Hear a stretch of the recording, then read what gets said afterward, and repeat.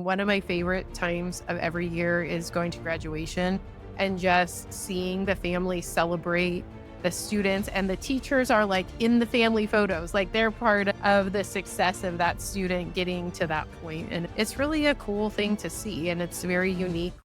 Welcome to Principal Office Hours, where we swear there's no detention slip waiting for you. Just real talk from real principals who've survived everything from budget apocalypses.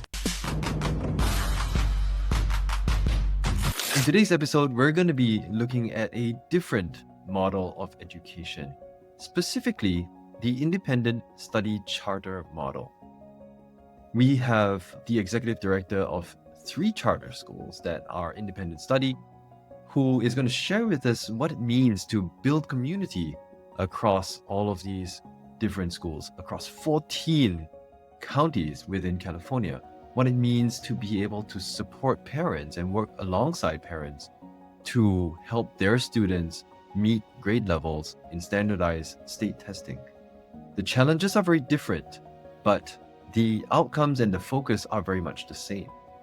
That focus on meeting each student where they're at and supporting them through their educational journey. So listen on for today's episode. Our guest today leads multiple successful charter schools, including Lakeview, Feather River, and Clarksville charters, focusing on personalized education that helps students to thrive. She's built strong community connections by supporting her team to design events and learning opportunities that engage parents, teachers, and students in very meaningful ways. Jenell Sherman is the executive director of the schools within the Sequoia Grove Charter Alliance in California, known for her hands-on leadership and commitment to student-centered learning. It's a great pleasure to have you in the studio today, Jenell. Welcome. Thank you. So tell us a little bit more about Sequoia Grove Charter Alliance and how it serves the community and your students. Sure. So Sequoia Grove Charter Alliance is a group of 3 non-classroom based, flex-based learning charter schools in the Northern California area. And Sequoia Grove is actually a service organization that the schools developed to provide certain services to the schools at a lower cost, at a more streamlined way, and to have kind of a unified name. So our 3 schools are each authorized by a separate school district in Northern California. And in our state, when you have a charter school authorized by a district, you're able to serve students in that county and then any contiguous county. So our 3 schools serve 14 different counties and cover quite a large regional area.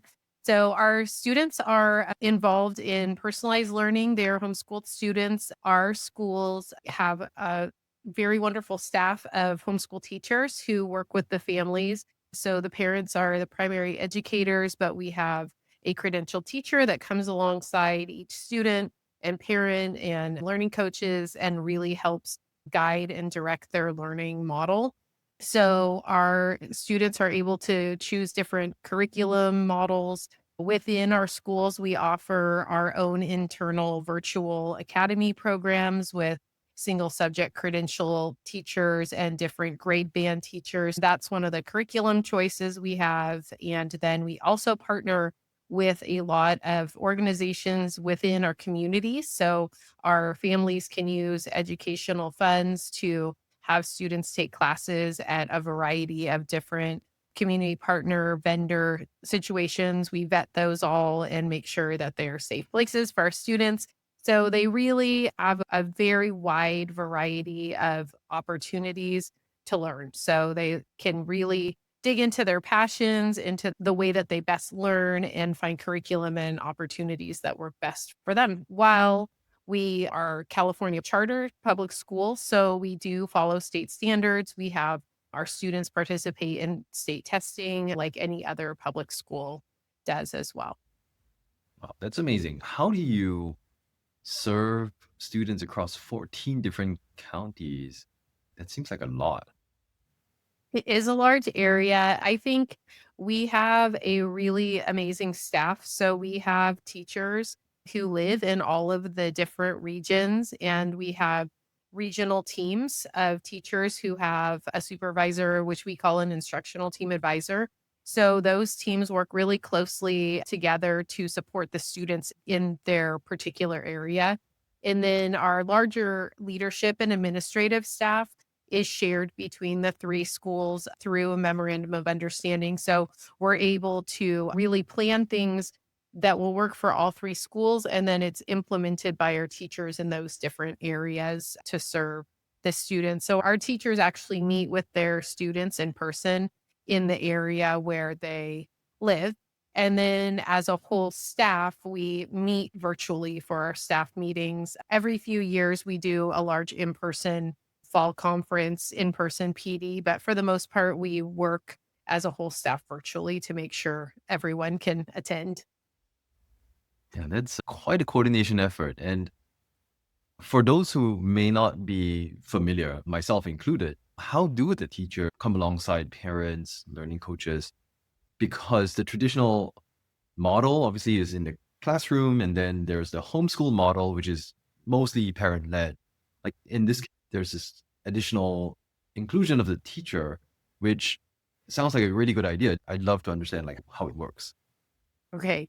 It's a really wonderful relationship that gets built. So, first of all, start by saying the really neat thing about our schools and other similar schools is typically a teacher will stay working with a family for years. So, you might start with a student in kindergarten, and sometimes you will be serving that family all the way till they graduate high school. So, typically, when a teacher first meets a family, they spend some time getting to know the learning coach, the student, the learning style of the student, what the goals of the family are. People choose this model for so many different reasons. Some students don't do well in the structured classroom. Some students are extremely talented musicians or athletes or traveling actors or actresses or have other goals to be part of college classes more through school. There's some families that choose it for family reasons, the parent work schedule or such things like that, and they want to have more time as a family.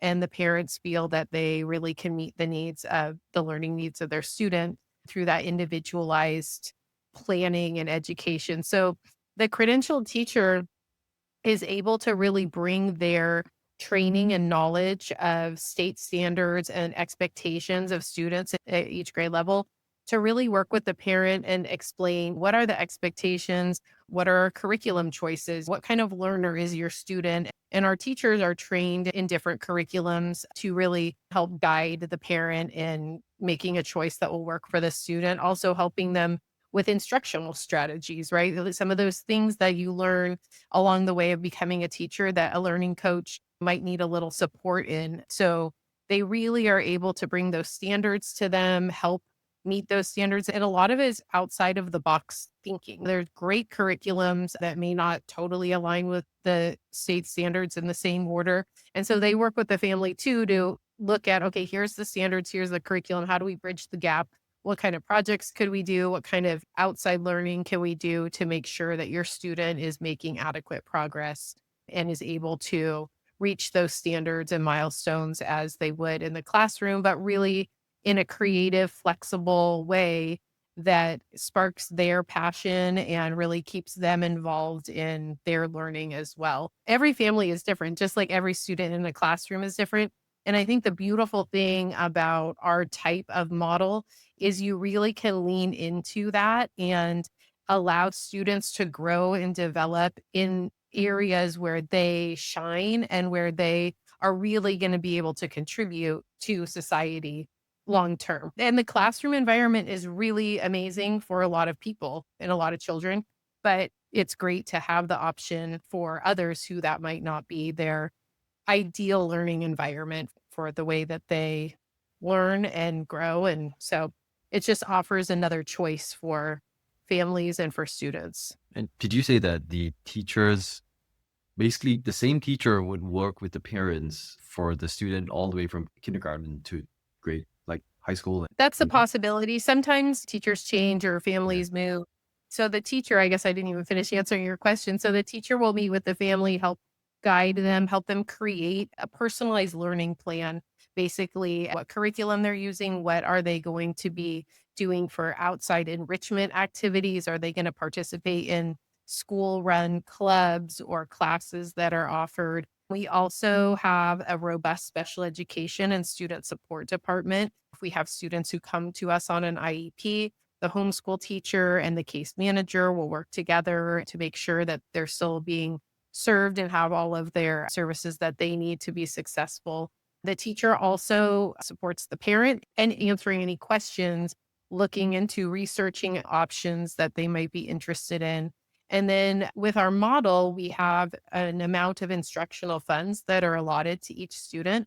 And we actually have ordering system that we use, and the parents are able to go in and order curriculum, classes, any supplies they may need for the different classes. And then the teachers will go in and look at those and make sure it aligns with the learning plan and we'll approve those. And then we have a team within our schools that process all those orders and everything gets shipped out so they have what they need to reach their goals. And so the teacher really is a teacher, but also a coach and manages all of the different plans that their students are doing and making sure that they're using their funds appropriately for their needs. There's a lot that goes into the teaching job that's very different from a classroom teacher because they're also working with many different grade levels. So they have to be a bit of a master at all of the different areas. Yeah, there's so many things I'd love to unpack here because I guess starting just from a sense of scale, what's the average number of students per teacher? I can't imagine whether it's harder to have more or fewer with this model. And typically, it's around 28 to 30 students. Wow, They that's a can go up lot. to 35. It is a lot. They are required to meet with the family once every 20 school days. Sometimes they need more or have some field trips or park days or other events in between. But that is the minimum to review the work, make sure they're making progress, checking in on how everything's going. So they meet with them like that. The 28 to 35 is manageable, and we try to keep a balance. If there's English learners, students with special needs, high school students require a little bit more work. So we try and keep the caseloads balanced so that teachers can do a really good job supporting the families and the different grade levels that they have on their caseload. And beyond the regular like teaching credentials, is there any additional PD that would be required to become a teacher in this type of context? Because it seems like quite a far cry from what you would learn in regular teaching credentialing that you would get. Sure. So to be hired, no, but once you're here, we do have a lot of training internally. We pretty much do all of our own professional development. So we really love to develop leadership and have people share their areas of expertise and passions. We have very talented staff. And so we have some teachers who come in and have worked in a similar type charter before. So they have a good understanding of what that looks like. We do a very intensive new teacher training. It's like a fire hose a bit, but that's the start. And then what we do is every new teacher has a mentor teacher for the whole year. So they work closely with their mentor. If they have questions, if they need help with curriculum choices, or I have this family and they have this need. How do I help them? So that's been really helpful and beneficial because they have their supervisor, but then that mentor is always there to walk alongside them and help them through that first year, which has made a huge difference because you're right. It is so different from being trained to teach in the classroom. Whereas in this position, you're sometimes going into a home to meet with a family, sometimes you're meeting at a library, as opposed to a classroom where you're really just working with the students and a little bit with the parents. You're really working hand in hand with parents slash learning coaches in this environment because they are doing the day to day teaching. So you really develop a different level of relationship with the parents and the students in this type of environment, which has its pros and cons like anything, but generally it's a really beautiful relationship. And one of my favorite times of every year is going to graduation and just seeing the family celebrate the students, and the teachers are like in the family photos, like they're part of the success of that student getting to that point. It's really a cool thing to see. And it's very unique where normally you have a student for a year and you might see them on campus or here or there, but not be continuing to support them through their educational journey. Yeah, that's incredible. And on the other side of it, what have you observed about the type of student that gravitates towards a model like this, as opposed to, yeah, I'm assuming that there are going to be some that just prefer a model like this, and others that maybe family circumstances push them to a model like this, or others that just maybe just don't fit in the traditional model that prefer working through independent study chartered this way. What have you seen that amongst the student body? There really is a very wide variety of students who choose this model and families who choose this model. I think I could talk to you all day about all the different reasons why, but I think some of the main ones are, as I mentioned before, a family choice or a choice to really like centralize their family and pour into their children and be the main influence in their life. I think one of the things I have worked in independent study charters for over 20 years, and I think where we've really seen a huge growth is in the opportunities available for families that choose this flexible model to have their kids in social events. It's almost to the point sometimes where they're like, "Oh, we have overcommitted ourselves to all of the extra things," and sometimes they have to dial back, whereas long ago, people often think of the homeschool family as, "Oh, they just stay in their house and they don't go out and their kids are not socialized," and it is not that way anymore. These kids are doing all kinds of amazing things and are involved in classes. And some high schoolers choose this model so that they have the ability to start working early or get ahead on college classes while they're still in high school. We have athletes who might travel so much that it's really hard for them to keep up in a brick and mortar setting where they're missing a lot of class and they can do it on their own. We have some medically fragile students who cannot be in a classroom for health reasons. And so we do have students like that. And this is a safer environment for them. And families can choose how much to expose them to germs and things like that. We do have a student just doesn't operate well with this amount of structure and the length of day of a classroom. And they need to get up and move, or they need to read a little and then run outside. And so it provides that kind of flexibility as well for them to still learn, but not be labeled the disruptive student because really they just learn a different way and they have different strengths, which doesn't always mean they can sit in a chair and make it through the day that way. And there's so many different circumstances. We have families who have to care for an elderly parent or something like that.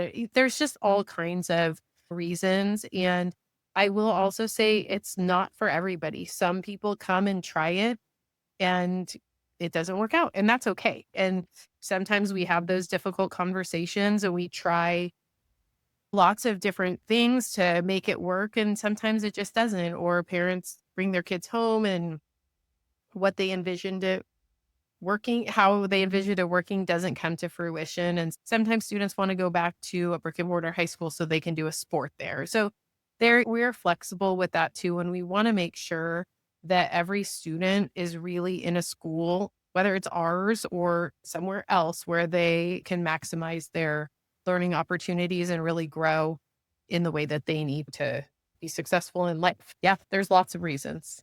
Yeah. What's some of the thought processes around when you would have events that pull students together, and when you can leave them to their families and their parents who are providing instruction? Is there any cadence to this? What's the science behind the art and the science behind pulling people together and letting them study independently? Sure. So I think one of the things our schools have done very well is build opportunities for families based on feedback that we have received. For example, we have field trips, clubs, all kinds of things, and those have all grown out of requests and listening to parents and what they're needing to support this option that they've chosen. So we try really to create opportunities that we know will be well attended or meeting a need that has been identified. So, some of our events that we do, a few big events a year, we always do a fall event and we do it in multiple locations, usually 7 to 8 different locations throughout the region we serve. So, like this year, for example, we did a STEAM festival And we have a team that plans all of those activities, plans the events. It's a large undertaking because they are larger events. And then we have our teachers and leadership people run those events in the different areas. And we actually have, along with our ordering system, we have another system where parents can sign up for field trips and events. And so we'll have them register through there so we know who to expect and be prepared for that. And then those are the bigger events. And in the spring, we do student showcases, a similar amount in different regions. And that's where students are able to come and bring an entrepreneurial project that they want to share. We have a talent show, we have a kindergarten graduation, an eighth grade graduation, all in one big event. And those have become really popular. It's like our version of an open house at the end of a school year where kids can show off what they've learned with a little bit more flexibility. Those are opportunities for families to get out, and it's great. They make connections with other kids, even if there's a kid in the booth next to them, or parents connect with other parents. And then we have other smaller opportunities that happen throughout the year. We have lots of park days where we have family liaisons is in position within our schools. That's a really instrumental position. They are homeschool parents and they have chosen to work, and some of them are done homeschooling, some of them are still homeschooling, and they really help build community in our different areas. So they'll bring out activities to the park days. We actually now have a team of art teachers through the Proposition 28 funding that California has for art specifically. So they'll go out to those park days and do different activities and different ways for kids to get involved in all the kinds of arts, visual arts, theater, music. So we build all different sizes, areas, types of opportunities so that parents can build that into their schedule of how they're planning out their day or their week or month. And then the teachers really are an important part of making sure that parents are aware of the opportunities because it can be overwhelming. We do a weekly newsletter, which can be very long because there's a lot going on. So teachers get to know their families, and that's again where that relationship really comes into play. And they'll know, oh, this family would really love this club. So, hey, you guys, this club's coming up. Why don't you think about doing it? We do virtual and in-person clubs, and they rotate on a 6-week cycle, and our teachers put all of those on. So just really maximizing that relationship and understanding of the families to encourage them. Some of them are out there doing it all, and some really need a bit of a push to get out and participate. And usually once they do, they're like, oh yeah, that was really great. So yeah. Yeah. It's so interesting to hear you talk about community. And in my mind, I'm thinking how hard it must be to build community across 14 different counties and three different school districts. Does it mean a different thing in this context compared to, say, building community within a high school or even within a school district? It's still easy to imagine, like geographically, everyone's in the same place, you come together, there's some kind of way of interacting with each other. When you're so spread out, what does community mean in Mm, that context? that's a great question. I think like everything with a non-classroom based, flex-based learning, charters, you really have to think outside of the box of what you normally would consider something, in this case, community, right? So I think we really had to be creative with how to create community because of the large regional area. And also, we have the challenge of really some restrictions on where we can have like a resource center. So only one of our schools has an active resource center. It has to be within the district boundaries, which can be very small. So we really had to be creative in how we use the community to bring people together. And so sometimes, like for state testing, we have to rent different spaces throughout all of the different regions. So we really kind of heat map it. Where are most of our people? What would be a good central location? We also use surveys a ton. I think our staff and families get tired of surveys, but it really helps us pinpoint where needs are and how can we meet those needs. And then I think we've really been able to use the virtual platform to build community. Even before the pandemic, we were already using it and we've continued to use it. And I think there's nothing like being in person, but we have learned some really great ways to build virtual community. So, for example, we do a virtual science fair every year, which you might be like, what the heck? But it is really awesome. The kids do their projects at home. We have some classes that lead them up to it. The learning coaches help. And then they present their project virtually, and there's voting and they get awards, and it still works really well. We make that work, and the kids get to watch each other. And one of the really cool things I think that comes out of the large region is students meet other students from different areas who they never would have met in if it weren't for the virtual platform. We have a whole virtual academy, and they're junior high and high school students, and they're in classes together.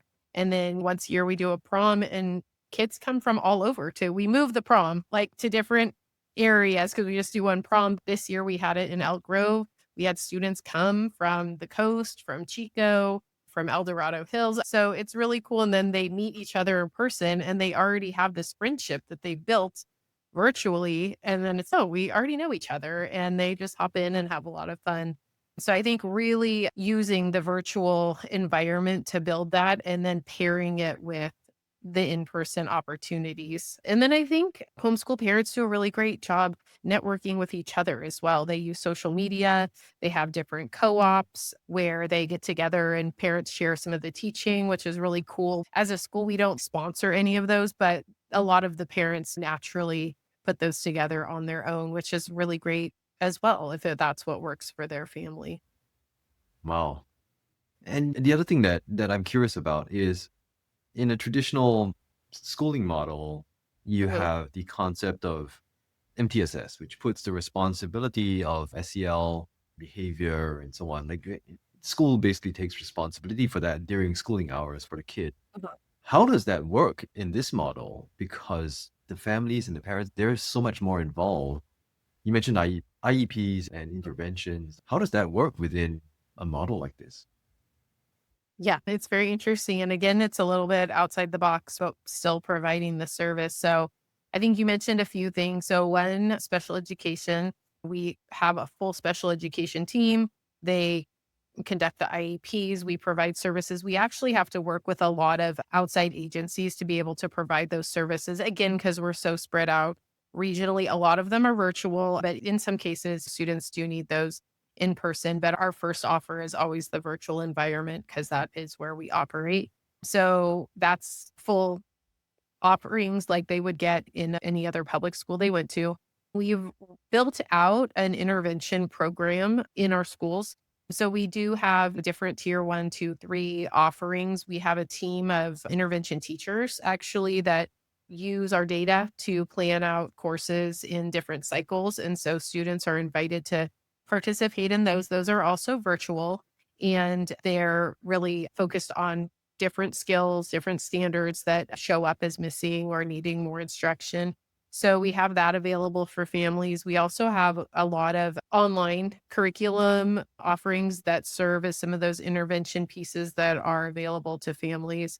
There again, there's different choices, and we just try to find what works best for each student. And then again, I always will come back to our homeschool teacher, right? They are that person that keeps it all together and works to make sure the student's making progress and can identify and really work with the family. And it can be delicate, right? As you mentioned, the parents are our learning coaches are providing the daily instruction. So you do have to handle it in a compassionate and kind way because you don't want the parent to feel like, hey, I'm saying you're doing a bad job or you don't know what you're doing. We really want to come along and support them and help them to be able to work with their student better. We do have two SEL counselors on staff as well who support different situations. So they're available. We have a crisis team if we have students in crisis and they come alongside. The student is always our focus. And then being a team, like the parent, the teacher, the intervention teacher, the case manager, the counselor. We have high school counselors as well. So, just really being that whole team that supports the student in whatever their needs are. And sometimes their needs change, right? Like we might discover that, oh, this student actually needs to be assessed and we need to be providing something different. And there's lots of ways of going about that. And so we try to build in as much flexibility even within that and within the special education laws and the guidelines we have for MTSS and for student support to make sure that we're meeting those needs. And yeah, it can be difficult. I will not lie. Like there is that challenge of you don't have the student in the chair in your classroom to take them over here to do their class. We have to also rely on parents, make sure they log into their SAI classes and participate in those. So there is a bit of a different challenge there, but I think it's a great opportunity for parents to really understand their student better and learn how to help them learn and help to support them. Yeah, lots of different opportunities. And with it, I think in any educational setting, there's always challenges with that, right? The way students are going to access what they need. And like uh, following on from that, I'm just thinking, how do you think about setting goals and achievements and accountabilities for the schools? In a traditional setting, it can be percentage of students that meet grade level by X year, or that our detention rates or suspension rates have just gone down over time. Discipline's just been better, or attendance. But it's got to be different for you guys, right? How do you think about goals and student achievement in this context? That is such a great question. And it is challenging because we, as a public school, we are held to the same standards. We have dashboard for each of our schools. In some of the areas, it's easier for us to meet the goals and do very well. We don't have very many suspensions or expulsions. That's very rare, but it has happened here and there. We've had to deal with it, but very rarely. But then I think some of the areas that are more challenging is because of the flexibility and the personalization of the learning, that doesn't always align on the same timing as what the state expects from a student. And I think this is an area where I think overall as education, we really need to grow because there's a lot of ways for a student to learn, and students learn on different timelines. And I think we're both parents, we understand that, right? Like even within your families, your kids learn on different timelines.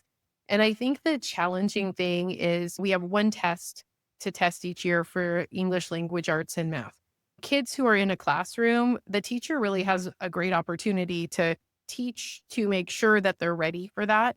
We do our best to do that, but also they have the flexibility to be learning with different curriculums and different timing. And so we try to really balance that and do it in a thoughtful way. So, like this year, one of the things that our curriculum team developed was a Google Classroom test prep. It was more universal for each grade level and how to help your student get ready for that test. And it's really has come a long way. It used to be really difficult to even get families in this model to show up to do the test. And so we've really worked hard to get the participation, and our families have been really great about moving that needle. And with as laws change in California and the participation rate now is much more crucial to me than it was in the past. And we've worked hard to shift that culture and really focus on not, we don't want them to just do the test.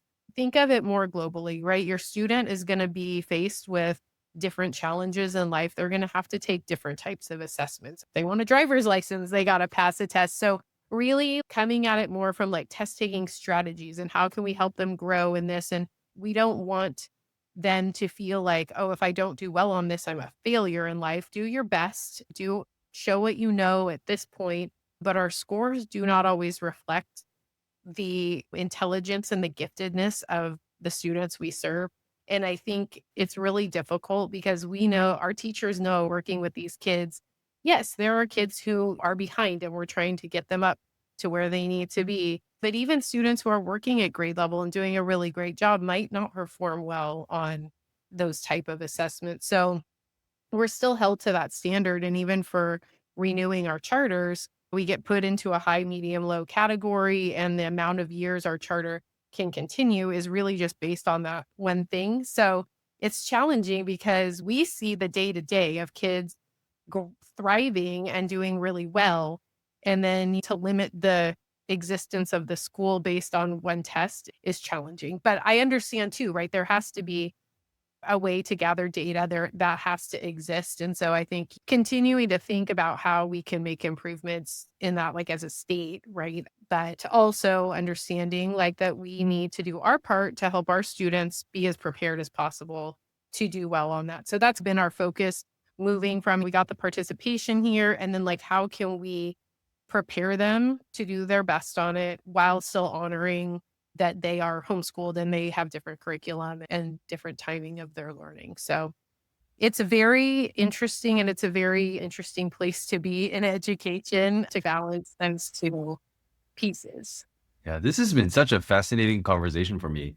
And despite our focus really on just how it's different from the traditional model, one of Mhm. the things that strikes me at this point in the conversation is how similar the thinking needs to be in terms of meeting each student where they're at and using whatever tools and resources and techniques that are at hand to be able to uplift every student, the ability and the need to be able to engage communities and parents and have them work alongside.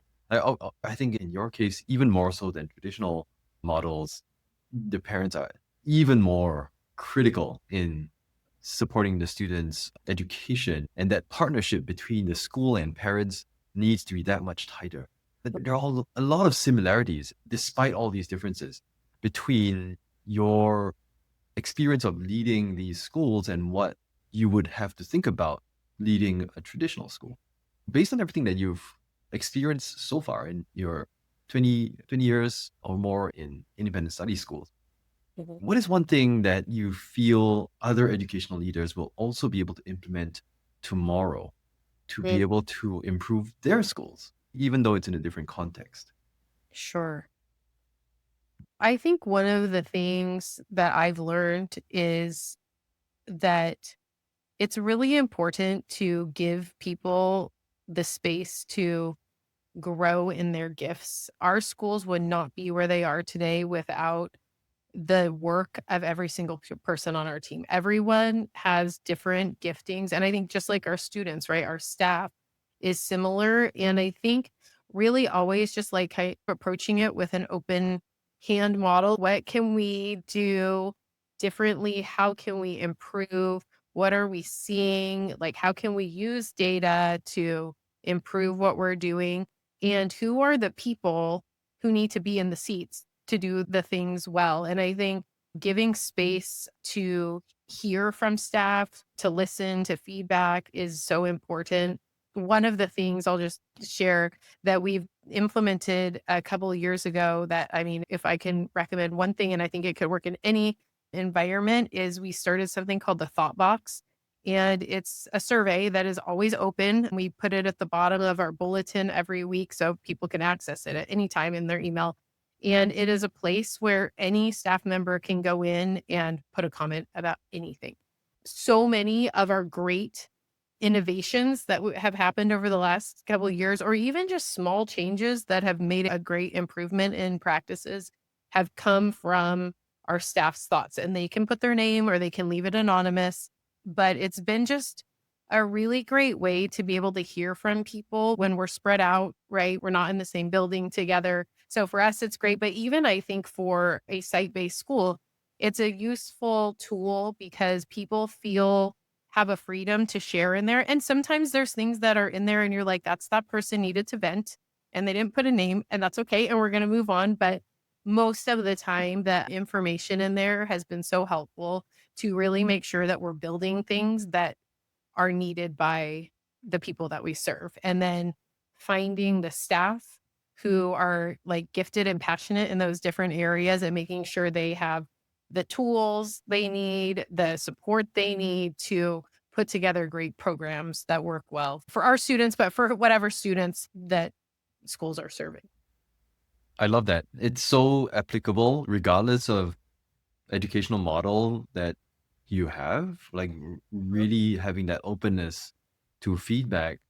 I love the thought box idea. Just having that as continuous listening device that you have just out there and giving people the space to grow into their gifts. I Mhm. would almost argue, regardless of industry and organization, like this is so critical, like especially in this day and age where technology is such a big part of our lives.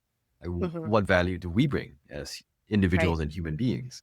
And nurturing that and growing that, whether it's within the staff, whether it's within the students, or even the families.